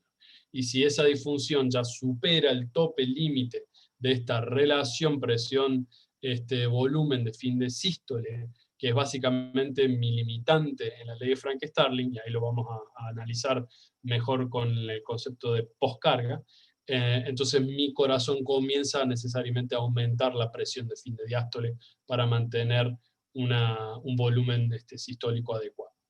Va a llegar a eso hasta un punto donde el corazón ya va a fallar, y por eso estos pacientes entran en fallo sistólico o fallo de bomba, manifestándose con síncope o desmayo, o incluso hasta muerte súbita, porque ya el volumen sistólico que eyecta, en vez de ser de 5 a 6 litros por minuto, va a ser de menos de 1 litro por minuto, y eso en un adulto no es equiparable con la vida. ¿Se entendió? Sí, gracias. ¿Otra pregunta? Profe, no, yo iba a preguntar lo mismo. Bien. Quería nada más saber si se relacionaba con, digamos, con el aumento de la distensibilidad y nada. Claro, entonces está dentro del respondido. rango fisiológico, ¿sí?, la distensibilidad es una característica necesaria del corazón. El corazón no puede ser poco distendible ni muy distendible. Y eso justamente es la ley de ricitos de oro que muchas veces describe. No puede estar caliente, no puede estar frío, tiene que estar bien justo en el punto de tibio, si se quiere. ¿Estamos? Entonces, por eso, la fibra muscular del miocardiocito tiene que tener las características de distensibilidad. No puede llegar a tal punto en que la distensibilidad para acomodar un volumen de fin de diástole tenga que alterar o necesite, ¿sí?, justamente esta curva, si bien es no muy inclinada, si la vamos llevando a distintos volúmenes en aumento, van a ver que la presión de fin de diástole también va a ir en aumento, hasta un punto en que no va a ser factible llevarla más. Y yo ya les dije, esa presión de fin de diástole no es algo que puede variar. Y si ustedes mantienen ese concepto de una variabilidad de presión de fin de diástole en el ventrículo izquierdo sobre todo, que no puede estar mucho más de 10 o 12, van a entender muchas cosas en el futuro y por qué ciertos pacientes se complican. Así que es muy importante eso, ¿sí?, para actuar dentro de un rango de volumen, y sobre todo hablando del ventrículo izquierdo, esto tiene que funcionar dentro de un rango de presión normal. Entonces, ¿qué es lo que determina esto? Como estuvimos viendo hasta ahora, la precarga, o la capacidad de, cuando está en reposo, entre comillas, o cuando está por recibir una cantidad de volumen X del miocardiocito para distenderse, ¿sí?, y de esta manera modificar su longitud sarcomérica y determinar cuánto puede acomodar del volumen sistólico. ¿Cuáles van a ser las determinantes de la precarga ventricular? En gran parte, cuando habíamos dicho, la presión venosa, que es lo que justamente se traduce en sí como la variación de volumen venoso, al ser vasos sanguíneos de almacenamiento, y está relacionado a todo lo que estamos hablando con el retorno venoso, ¿sí? Entonces, al haber mayor presión venosa, o una disminución de la compliance o distensibilidad venosa, y cuando tenemos un volumen, ¿sí?, venoso sanguíneo, ya sea por la cantidad de volumen total, que eso puede llegar a suceder en un estado de hipervolemia, por ejemplo en la insuficiencia renal, ejemplificando estados como preguntaba su compañera, en qué estados uno puede llegar a tener un mayor retorno venoso, mayor precarga, ¿sí? o cuando directamente el retorno venoso se ve afectado, ya sea por un estado fisiológico alterado. ¿Sí? Profe, Entonces, sí, una pregunta. sí. Cuando, por ejemplo, si disminuye lo que es la compliance venosa, va a haber, digamos, un menor volumen venoso y va a llegar menos digamos, volumen de llenado a lo que es el ventrículo, o está. Claro, si tenemos una compliance, una distensibilidad venosa reducida, ¿sí? Que es porque tenemos, por ejemplo, un aumento, ¿sí? En la cantidad del músculo liso venoso, haciendo que aumente la presión dentro de la vena, ¿sí? El volumen venoso, particularmente en el tórax, y esto recuerdan que era el concepto de presión venosa central, está influenciado por justamente el volumen total, que está regulado por los riñones, como habíamos dicho, y la velocidad en la cual el retorno venoso entra hacia el compartimento torácico. ¿De acuerdo? Eso es así como se maneja o cómo funciona el retorno venoso en el cuerpo. ¿Estamos? Entonces, esto van a ser cómo van a determinar la presión venosa. Algún estado que afecte la cantidad de sangre dentro de las venas o cómo puede llegar a estar el compartimento venoso en cuanto a su capacidad de contracción. Habíamos hablado entonces de la distensibilidad ventricular, no vamos a explicar demasiado eso, creo que quedó claro. Lo que es el inotropismo auricular, o lo que básicamente habla de la contracción auricular, ¿sí? Entonces, normalmente, como habíamos dicho, la influencia de la contractibilidad o el inotropismo auricular es muy poca en el corazón en reposo o en el corazón en la frecuencia cardíaca en reposo. Pero en estados como el ejercicio, ¿sí? Podemos llegar a tener mayor gatillo o mayor activación auricular, y va a tener un rol mucho más importante en el llenado ventricular en este caso. ¿De acuerdo? ¿Qué pasa cuando tenemos modificaciones en la frecuencia cardíaca? Habíamos dicho que la influencia fundamentalmente es cómo la frecuencia cardíaca se altera para acomodar un llenado ventricular más propicio. Entonces, a frecuencias cardíacas bajas, la diástole se alarga, por lo que el llenado ventricular va a tener mayor volumen. Si tenemos frecuencias cardíacas elevadas, el periodo de diástole se va a reducir, por lo que la precarga o el llenado ventricular se va a reducir también. La resistencia al tracto de entrada, es decir, qué factores tengo tomando en cuenta el llenado desde la auricular al ventrículo. Si yo tengo una estenosis mitral, ¿sí? Ahí vamos a tener mayor resistencia al flujo de entrada, por lo que va a ser un gran determinante para mi precarga, ¿sí? Así que básicamente no hay tampoco cosas que hagan que tenga como salvo que tenga una distensión muy grande del ventrículo que hace que el anillo de la mitral también se distienda, ¿sí? Permitiendo un llenado ventricular mucho más importante. Y luego todo lo que tiene que ver con la contractilidad y mi poscarga, o sea, mi resistencia al tracto de salida.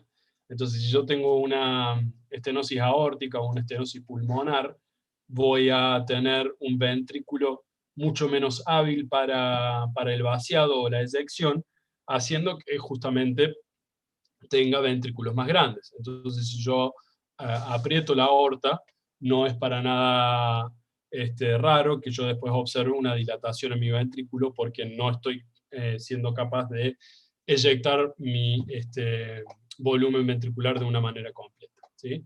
Y lo mismo pasa, algo similar sucede con la inotropía o la contractilidad ventricular, ¿sí? Cuando tenemos una menor estimulación inotrópica, ¿sí? La precarga incrementa porque mi ventrículo no va a eyectar volúmenes normales de sangre, ¿sí? Entonces va a haber una rémora, ¿sí? El volumen ventricular que es lo que justamente luego se refleja en la circulación venosa proximal, ya sea el ventrículo derecho o izquierdo. Y esto es lo que pasa con el famoso fallo de bomba o fallo cardíaco, ¿sí? Mi inotropismo se ve afectado porque no tengo un corazón que contrae bien, es decir, que la fuerza que hace el miocardiocito no es lo suficiente para vaciar al corazón, entonces el retorno venoso comienza a hacer lo que se llama una rémora o un encharque, ¿sí? Entonces, si se imaginan cómo pasivamente puede llegar a fluir la sangre venosa dentro del corazón hacia los pulmones, eso es lo que hace que el pulmón como se denomina en cardiología, se encharque.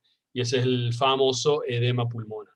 Y por otro lado, si esto pasa en el sistema derecho, ¿sí? Voy a tener mucha más rémora venosa en mi retorno venoso sistémico, por lo que voy a tener edemas en miembros inferiores que habitualmente siguen la gravedad. Todo se encharca hacia la aurícula derecha, pero como esto es un encharcamiento pasivo, todo va a ir por la vena cava inferior y no por la superior por una cuestión de declive o gravedad. Entonces, por eso el enfermo cardíaco de bomba tiene edema pulmonar y edemas en miembros inferiores, ¿sí? O acúmulo mayor de tejido tisular por flujo venoso hacia el intersticio. Entonces, acá es interesante cómo incluso pueden llegar a ver cómo es la fisiopatogenia de estos estados cardíacos, ¿sí? Muy interesante, ¿no?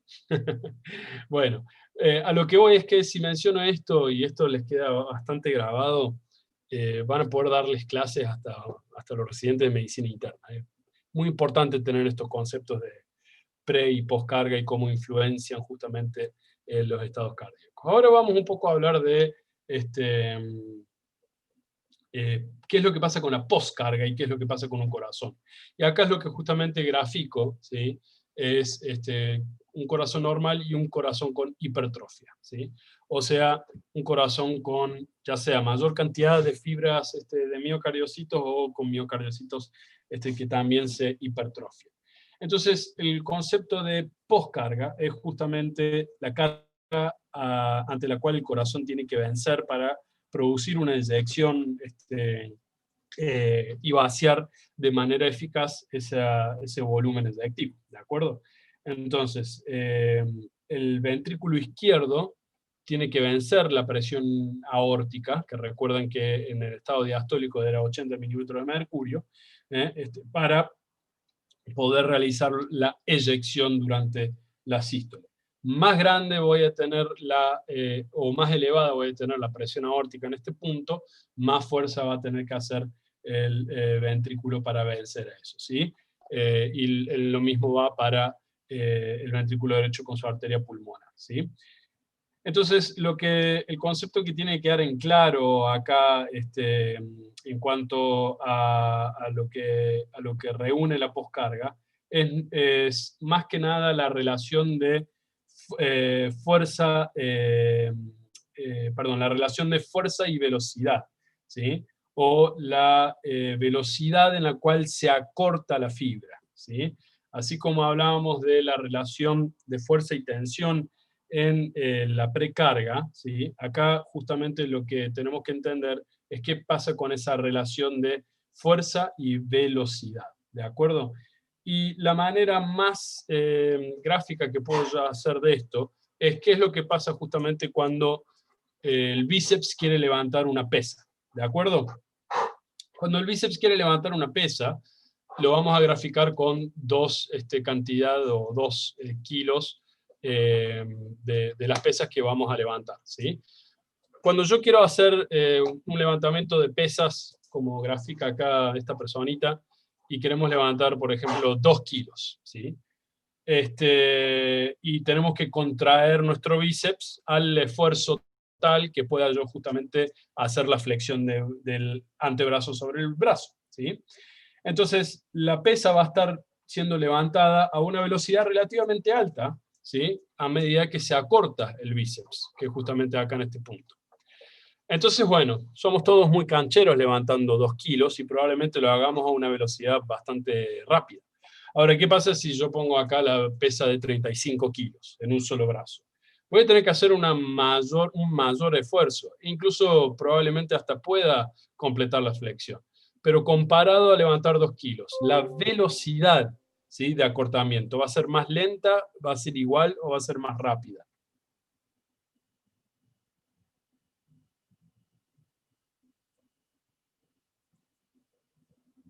Imagínense, más lento, ¿sí? Voy a tardar mucho más tiempo, y no importa cuán hipertrófico tengamos los bíceps, o sea, lo mismo en todo caso, ya sea en alguien que tiene poca musculatura de bíceps o alguien que tiene mucha, la velocidad en la cual va a poder flexionar 2 kilos versus 30 kilos va a ser mucho más rápido. Entonces, acá lo que estamos justamente viendo es que pesos más altos, ¿sí?, van a reducir la velocidad hasta que ese peso no pueda llegar a ser levantado. Entonces, lo que se llama acá, tenemos un periodo de contracción isométrica. Y es lo que justamente grafica esto, ¿sí?, la velocidad de acortamiento con la fuerza o la postcarga, que es lo que justamente la pesa que yo voy a estar agregando. ¿De acuerdo?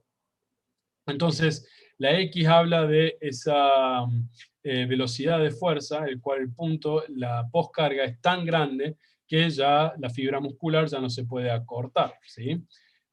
La fuerza máxima, que es justamente la fuerza máxima isométrica, ¿sí? Acá se extrapola el valor de la velocidad de acortamiento porque ya llega un punto en que ningún músculo va a contraer si no tenemos absolutamente ninguna carga, ¿de acuerdo?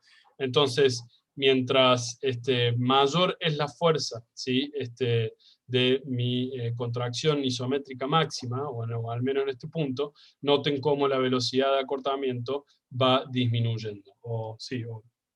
Bien digo disminuyendo. Entonces, si bien el músculo cardíaco no opera en este concepto de curva única, acá justamente pasamos, bueno, acá justamente en el control, si lo transpolamos a los valores de el volumen eyectivo y la presión de fin de diástole del ventrículo izquierdo, que es lo que justamente se va a modificar, ¿sí?, si yo incremento la postcarga a expensas de modificar esa presión de fin de diástole, ¿sí?, estos van a ser los puntos de modificación de mi volumen eyectivo, ¿sí? Para explicarlo mejor, entonces, si aumenta la postcarga, ¿sí?, esto hace que la curva de Frank-Starling se vaya hacia abajo, ¿estamos? Pero si nosotros disminuimos la postcarga, eso lleva esta curva hacia arriba. Por lo tanto, a una precarga dada, ¿sí?, que es esta línea de puntos, esto sería una precarga que no se va a mantener, una postcarga que aumenta va a disminuir el volumen eyectivo y una postcarga que disminuye va a aumentar ese volumen sistólico o volumen eyectivo. Y cuando representamos esto en nuestro loop de presión y volumen, en vez de modificarse el ancho, como veíamos que se modifica en la precarga, se va a modificar el largo, ¿sí? Y esto porque justamente la presión que tiene que hacer el ventrículo para vencer a lo que tiene que eyectar es lo que justamente se modifica para poder mantener entonces el volumen eyectivo y acomodar acomodarlo de esta manera. Entonces todo lo que se opone al vaciado del ventrículo va a ser lo que justamente se va a modificar en mi precarga. Entonces, últimamente van a ser los cambios de presión que tiene que hacer mi ventrículo para expulsar mi volumen eyectivo. ¿Cuáles van a ser los grandes modificadores de postcarga? Todo lo que aumente la presión desde la salida inmediata del ventrículo izquierdo, es decir, cualquier cosa que afecte a mi válvula aórtica. Una válvula aórtica estenosada, cálcica o displásica o deforme, y que no se abra del todo, no permitiendo así el vaciamiento del VI. Todo lo que haga que la resistencia de la vasculatura luego de la válvula aórtica haga que mis presiones sistólicas aumenten, ¿sí? Entonces la aterosclerosis o todo lo que eventualmente lleve a un estado de hipertensión, por lo que la hipertensión arterial sumada hace que se sumen todas las resistencias vasculares periféricas para que justamente resulte en un aumento de la poscarga sobre el corazón. Por eso el enfermo de hipertensión va a ir modificando eventualmente la presión intraventricular para mantener un volumen sistólico adecuado.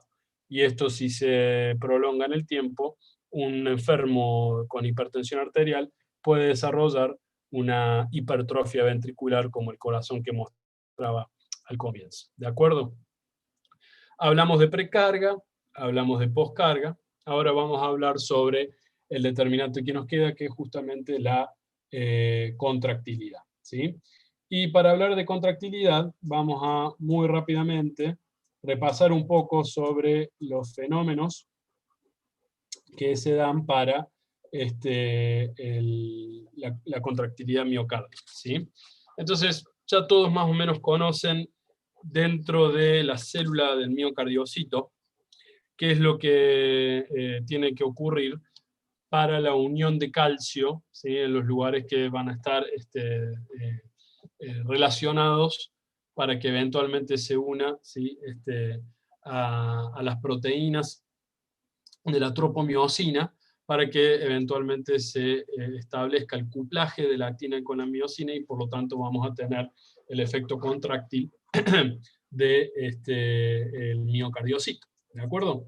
Entonces tenemos estas invaginaciones, ¿sí? o los corredores cardíacos, que son los túbulos T, donde tenemos los canales de calcio de tipo L, con estos moduladores de disponibilidad de calcio, que son justamente los pies de calcio, los receptores sensibles a la rianodina, para que justamente el retículo endoplásmico sea estimulado, haciendo que la liberación de calcio dentro de esta organela aumente la disponibilidad de calcio citosólico, para que justamente haga lo suyo en las miofibrillas de la célula. ¿De acuerdo?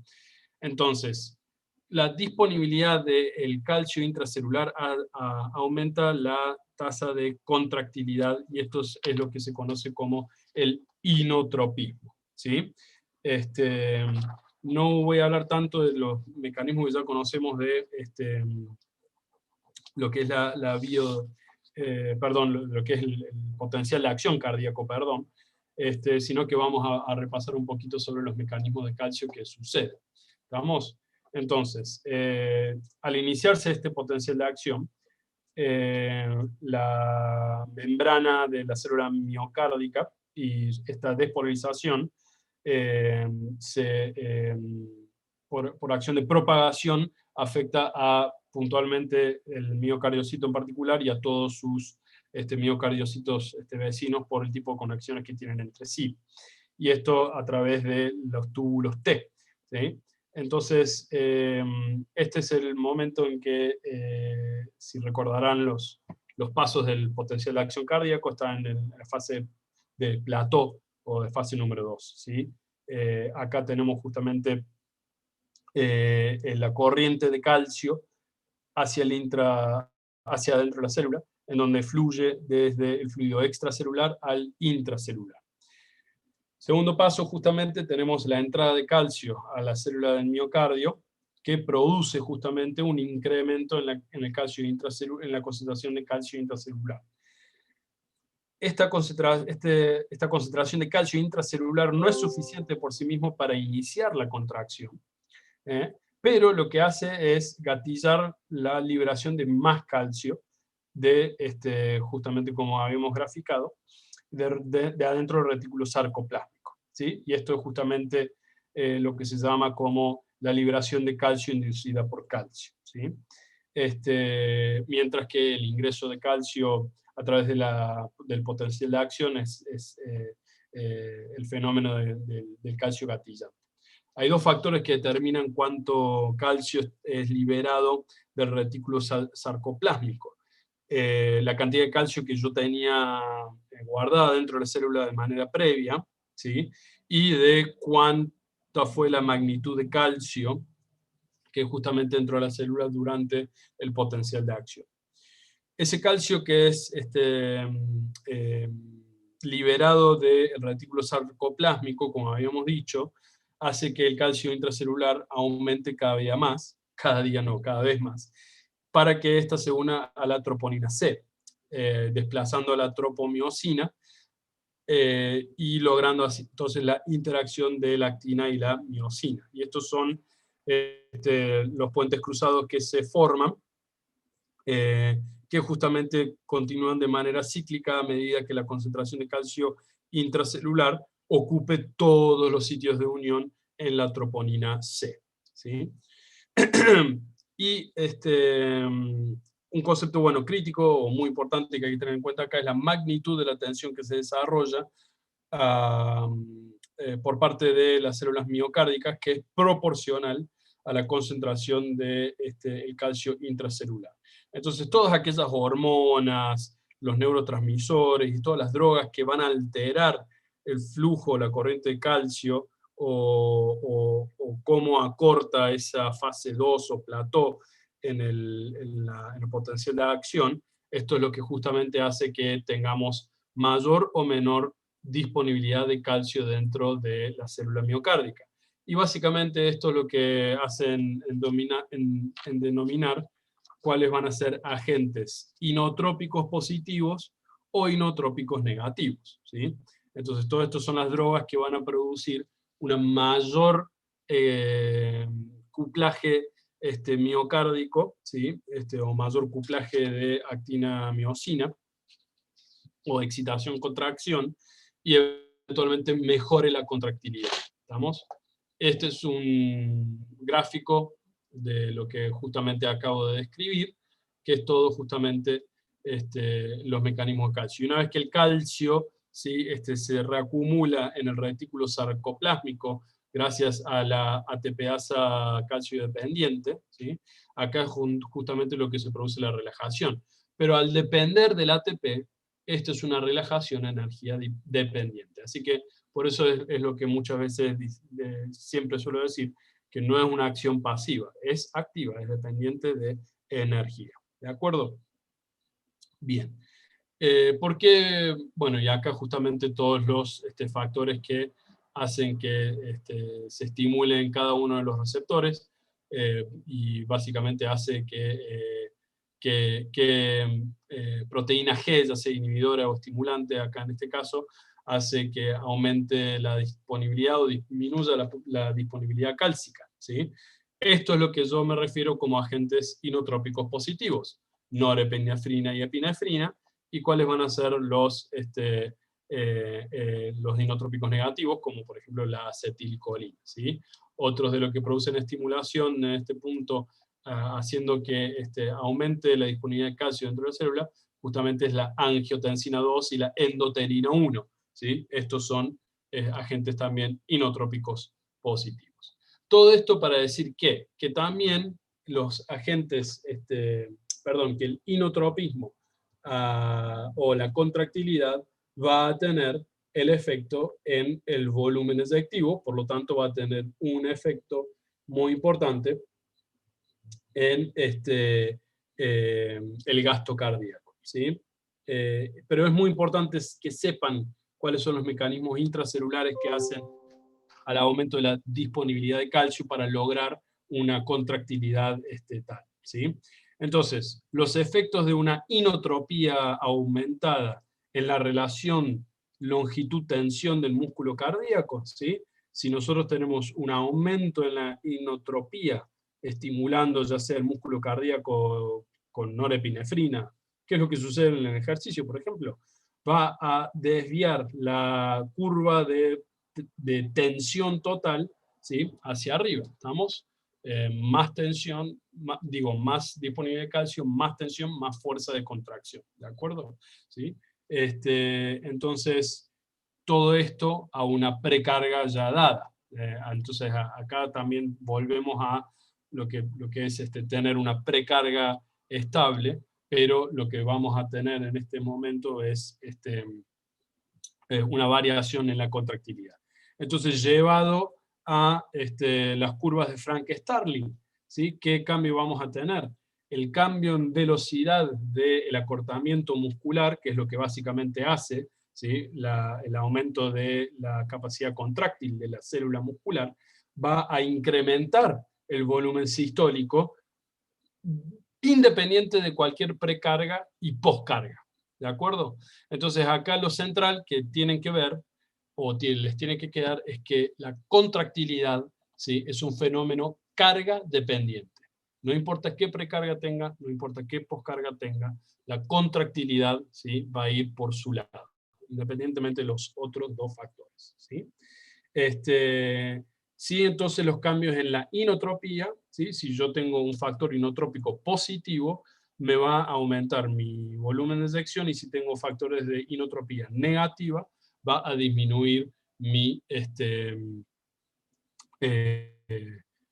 volumen eyectivo o volumen sistólico. Entonces, teniendo en cuenta esto, ¿sí?, la relación de presión-volumen del fin de sístole, perdón, en el marco de un aumento de la inotropía, ¿sí?, esto se va a ir hacia la izquierda, y va a ser una pendiente de curva, ¿sí?, mucho más inclinada. ¿Y esto por qué pasa? Porque vamos a tener justamente el periodo de desvío de la presión y del volumen, ¿sí?, relacionados, pero al fin de sístole, ¿de acuerdo? Entonces por eso tenemos el desplazamiento hacia la izquierda. Y acá justamente los cambios de la contractilidad van a tener una mayor repercusión sobre la sístole ventricular, ¿sí? Profe, Justamente, sí. y ese aumento de inotropía, por ejemplo, si se mantiene en el tiempo, ¿puede producir lo que es la hipertrofia del músculo? Exactamente, ¿sí? O sea, no necesariamente una hipertrofia muscular. Básicamente, la inotropía lo que va a hacer, ¿sí?, nuevamente, es ser un mayor generador de presión sistólica. Al hacer esto va a aumentar eventualmente la poscarga, y al aumentar la poscarga va a aumentar justamente la presión, tanto, ya estaba aumentada la presión sistólica, va a aumentar la presión diastólica. Al aumentar la contractilidad, aumenta más que nada la presión sistólica. Entonces por eso los fármacos o drogas inotrópicos positivas suelen estar acompañados de un aumento de la presión sistólica, un aumento de la tensión arterial. Si por algún factor de inotropismo que podemos llegar a tener, por contractilidad independiente en sí, es muy difícil que llegue a ese punto de hipertrofia. Tiene que ser muy sostenido. Pero antes va a pasar otra cosa, mucho antes. Por eso es muy raro de ver una hipertrofia causada por inotropía o estimulación inotrópica positiva. Si mantenemos el inotropismo positivo, el calcio no es infinito. Entonces tenemos que tener un buen balance ácido-base por un lado, una buena biodisponibilidad de calcio, y si no están aseguradas estas fases, un inotropismo prolongado, ¿sí?, o no regulado, va justamente de privar mi corazón de este calcio, haciendo que mi miocardiocito empiece a alterarse. Y muchas veces lo que se altera eventualmente es la disponibilidad de oxígeno por un lado. Entonces los factores inotrópicos positivos dados de manera repetitiva o con una conducta no controlada, también van a dañar eventualmente el corazón. Drogas ilegales como la cocaína, por ejemplo, producen esto, ¿sí? Este es un factor, ¿sí?, estimulante para que esto se conduzca, ¿sí? Pero bueno, básicamente, al igual que la precarga, vamos a tener las acciones del sistema nervioso simpático y parasimpático, ¿de acuerdo? Pero quiero terminar de ilustrar qué es lo que pasa entonces con el loop de presión-volumen con la contractilidad. Lo que estábamos hablando entonces es cómo esto va a tener un mayor efecto sobre la porción izquierda de este loop, que es básicamente qué es lo que sucede con la sístole, ¿sí? Entonces, ¿qué es lo que tenemos con un estado inotrópico positivo? Aumento de la velocidad del acortamiento de la fibra, que causa un aumento en la cantidad de veces en las cuales, o en al ritmo al cual se desarrolla la presión ventricular. Y esto aumenta la velocidad de eyección, el volumen eyectivo, ¿sí? Lo cual reduce el volumen de fin de sístole.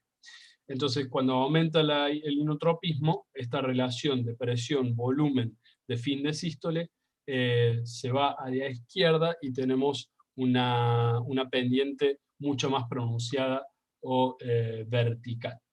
De lo contrario, ¿sí? Una disminución en el inotropismo, es decir, llevamos la pendiente de esta curva de relación presión-volumen de fin de sístole y la hacemos más acostada, esto disminuye el ritmo de eyección y por consiguiente también el volumen sistólico, ¿sí? Que lleva a un aumento en el volumen de fin de sístole. Entonces, cambios en la inotropía de un corazón normal y sano, también va a llevar a cambios secundarios en la precarga y en la poscarga.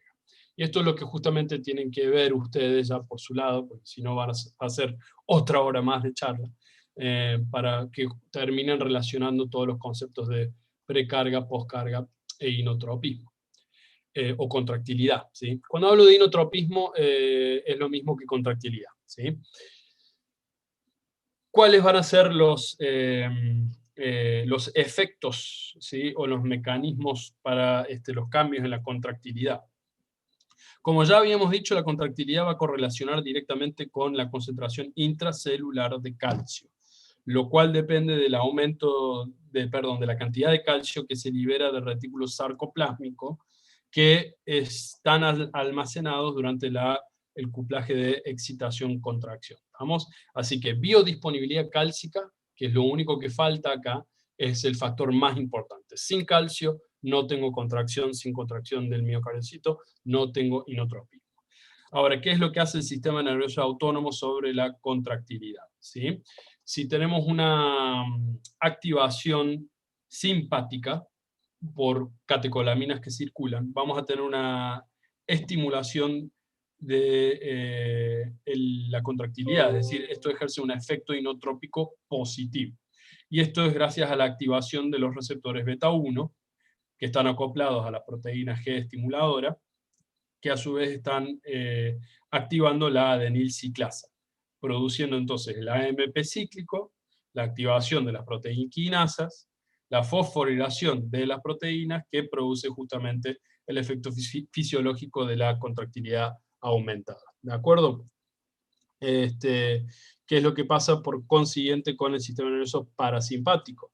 Esto va a tener un efecto inotrópico negativo, es decir, cuando la acetilcolina estimula los receptores muscarínicos acoplados a proteína G inhibitoria que está asociada a la adenilciclasa. Como la proteína G en este caso es inhibitoria, entonces la contractilidad disminuye, va a ser todo lo contrario a lo que acabamos de repetir, que es lo que pasa con las catecolaminas y sus receptores beta 1. Entonces, ¿qué factores son responsables para la contractilidad disminuida? Tenemos una disminución de la corriente de calcio durante la fase 2 o del plató del potencial de acción, y disminuye la fosforilación del fosfolambano, haciendo que tengamos menos disponibilidad de calcio para justamente tener la contractilidad. Y ahora, ¿qué otras cosas hay también que puede llegar a pasar de las variaciones de la poscarga y la frecuencia cardíaca? Un incremento abrupto en la poscarga, ¿sí?, puede causar un aumento en la inotropía, que es lo que se llama el efecto ANRE, con un mecanismo que no se entiende muy bien cómo lo logra, ¿sí? Pero esto es justamente otro factor que pueden llegar a ver que es lo que estimula la contractilidad. Y por otro lado, el aumento de la frecuencia cardíaca, que también causa un efecto inotrópico que se llama el efecto Bowditch, o la activación dependiente de la frecuencia. Y esto probablemente es porque la bomba sodio-potasio ATPasa no es capaz de manejar, ¿sí?, todo el flujo de sodio a una mayor alta frecuencia de los potenciales de acción con frecuencias cardíacas elevadas. Entonces se acumula el calcio intracelular y ya saben que esto es lo que justamente hace que tengamos un aumento en la contractilidad. Bueno, muy bien. Y eso es lo que, a resumidas cuentas, habla de los fenómenos que regulan el gasto cardíaco, cómo estos se representan en los loops o en las curvas de presión-volumen, y cómo la curva de presión-volumen, teniendo en cuenta, ¿sí?, los fenómenos que ocurren durante el diástole y sístole, se van a ver modificados cuando tenemos ya sea menor o mayor precarga, menor o mayor contractilidad, menor o mayor postcarga. Lo importante que tiene que quedar en limpio es concepto de precarga, postcarga, contractilidad y cómo esto afecta en el gasto cardíaco, que en gran parte lo hacen justamente modificando el volumen sistólico, el volumen eyectivo. Espero no haberlo mareados, pero creo que esto es lo que básicamente puedo llegar a repasar con ustedes en este tiempo.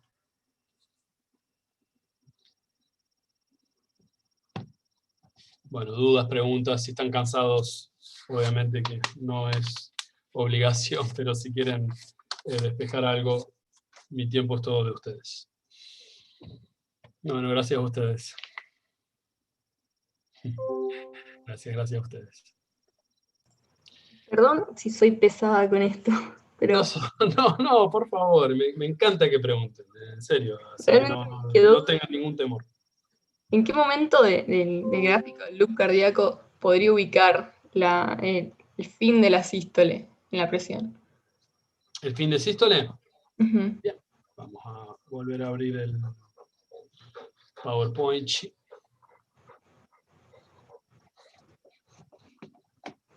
Ya te doy de comer, perro. Ahí voy.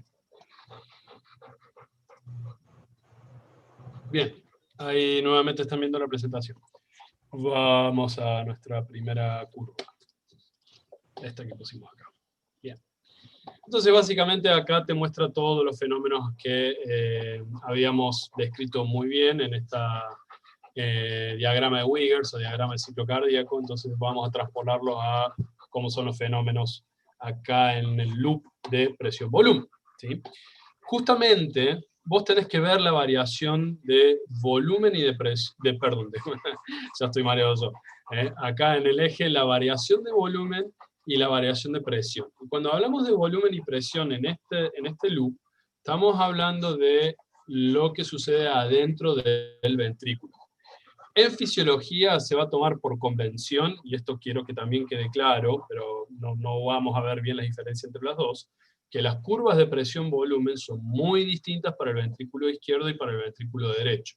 Pero como estamos hablando acá de gasto cardíaco, se relaciona justamente con cómo se determina el volumen sistólico eyectivo para mantener un volumen minuto adecuado, para mantenernos con vida, es decir, qué es lo que hace nuestro ventrículo sistémico para adaptarse a estos cambios. Así que siempre por convención, el ventrículo que siempre vamos a estar hablando acá es el ventrículo izquierdo. Pero deben saber que hay otra curva de presión-volumen completamente distinta para el ventrículo derecho. No te queda claro por qué la contractilidad va a alterar la presión ventricular. Bien, ya vamos a eso. Entonces, cuando tenemos acá el punto A, ¿sí?, tenemos acá la variación de este volumen, ¿sí?, en este punto, que es el volumen de fin de sístole y el volumen de fin de diástole, ¿sí? Entonces, vamos a tener la apertura de la válvula mitral en este punto y todo lo referido que veníamos hablando sobre la precarga, ¿verdad? Bien. En este punto, cuando se cierra, ¿sí?, tenemos acá la contracción isovolumétrica, ¿sí?, donde tenemos la presión en este punto que va a comenzar a aumentar. Una presión que acá estaba más o menos en 10 y que aumenta, ¿sí?, un poco por arriba de 80, donde en este punto vas a tener la apertura de la válvula aórtica. Y si se abre la válvula aórtica, ¿qué es lo que inevitablemente pasa? Toda la sangre entonces se eyecta, ¿sí? Entonces ves como el volumen en el ventrículo izquierdo, como estuvo acá en 120, se disminuye, acá siguiendo el eje horizontal, ¿sí? Para volver acá al volumen de fin de sístole, que era más o menos, habíamos dicho, de 50. ¿Sí? Y por consiguiente la presión, que llega a su máximo a 120, comienza a disminuir hacia el fin de sístole en la fase de eyección lenta, hasta que llega a un punto en donde se cierra la válvula aórtica y la presión intraventricular baja estrepitosamente, ¿sí? Porque la presión auricular es mayor, haciendo que la válvula auriculoventricular todavía no se abra. Entonces en esta parte tenemos una relajación isovolumétrica. ¿Por qué? Porque el volumen no cambia, ¿sí? Pero sí va bajando la presión intraventricular, hasta que la presión auricular la supera a la presión del ventrículo, lo suficiente para que se abra la válvula auriculoventricular y comience otra vez el llenado, ¿sí? Entonces este es el mismo ciclo cardíaco que habíamos repasado la última clase, visto en la curva o loop de presión-volumen. ¿Quedó más claro ahí?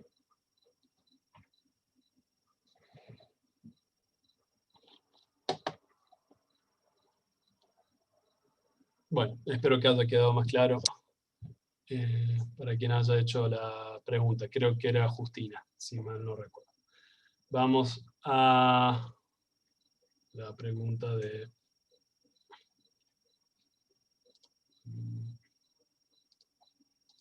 Camila. Bien. Entonces, Camila, lo que está en negro es nuestra curva que recién acabamos de analizar, nuestra curva de control. Esto quiere decir en un estado en donde tenemos una contractilidad o inotropismo de reposo, si se quiere, o en nuestro estado fisiológico no alterado, ¿sí?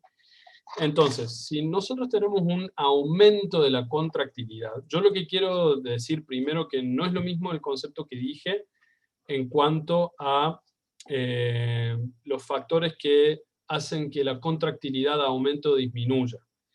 Tanto la poscarga como la precarga, ¿sí? No van a tener un efecto importante en la contractilidad. Por eso muchas veces el concepto de contractilidad es que es carga dependiente. Por un lado, ¿sí? Entonces, la contractilidad lo que va a hacer básicamente va a modificar mis parámetros de sístole prácticamente, ¿sí? Porque justamente mi precarga va a estar en un punto sin demasiada variabilidad, teniendo en cuenta que nuestro estado inotrópico ha aumentado o no aumenta, ¿sí? Pero vamos a tener que todo lo que sucede a partir de un ventrículo lleno, con un corazón estimulado desde el punto de vista inotrópico, va a justamente llevar más bien la curva hacia los valores de sístole, ¿sí? Entonces, primero dijimos que el inotropismo aumentado aumenta, ¿sí? esa porción del volumen sistólico, por lo tanto va a aumentar el volumen eyectivo. Lo que hace a su vez, ¿sí? Es que esto de mantenerse, eventualmente la precarga puede llegar a verse también aumentada, ¿sí? Pero lo que hace es básicamente modificar los valores, ¿sí? De fin de sístole. Por lo que la presión eventualmente no va a tener en este marco, ¿sí? Del inicio del aumento inotrópico, no va a tener una gran variabilidad, ¿sí? ¿Y por qué no? ¿Sí? Porque el volumen sistólico es simplemente aumentado a expensas de un mayor estado contráctil del músculo cardíaco y no necesariamente una presión de fin de diástole que tenga que aumentar la eyección, que es lo que justamente sucede con la precarga dentro de valores fisiológicos, ¿sí?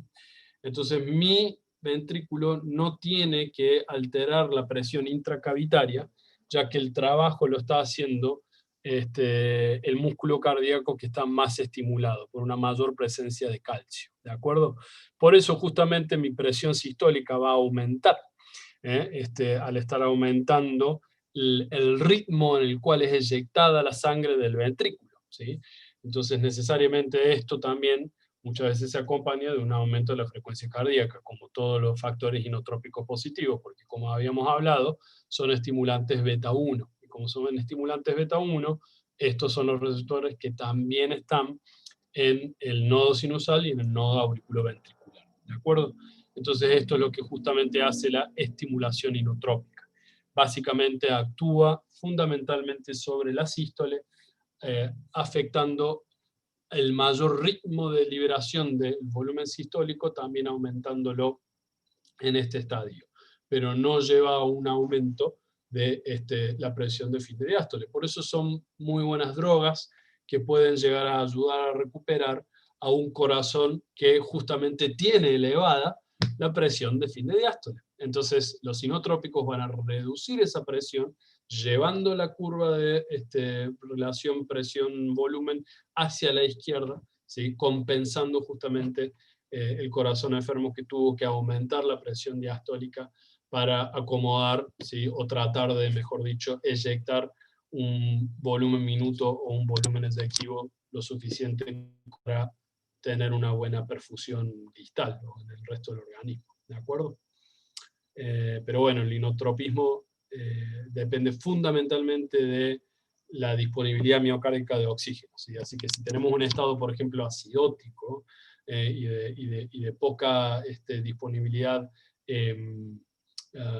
de oxígeno al miocardio, por más que pongamos un inotrópico si está afectado al corazón, si no corregimos el estado ácido-base previo, no vamos a tener ni oxígeno ni calcio dentro de la célula. Así que, concepto muy importante en terapia intensiva si en el futuro hacen.